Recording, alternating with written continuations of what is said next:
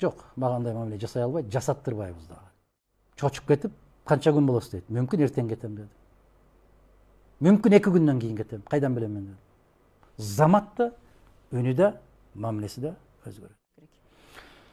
Сүйлөшүү керек. Сүйлөшүү жолу менен маселени чечүү керек. Сиз билесизби, могу Россия Казакстан чегарасында тизилип турган машиналар 8-10 чакырымга чейин созулуп кетти. Бул бир. Жалаң кыргыз жарандары менен. Экинчиси, Сахарова деген жерди өзүнчө бөлүп койгон. Мына ошол жерде кыргыз жарандары Россия чегарасынан чыкты, жана кайра кайтып кирди деп киргенге документти жаңылаш үчүн суткалап балдарын көтөрүп алып турушат.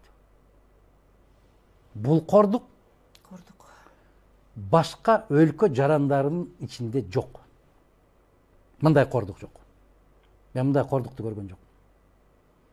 Кай жерди карасаң, жабыр тартып аткан, азап чегип аткан кыргыз жараны. Учак менен бардык. Домодедово аэропортуна түштүк. Бизге жасалган мамиленин өзү төбө чачыңды тургуза турган мамиле. Сизге да? Жок, мага андай мамиле жасай албайт, жасаттырбайбыз дагы.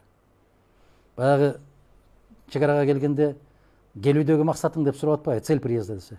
Баары эле работа, работа, работа деп турушат.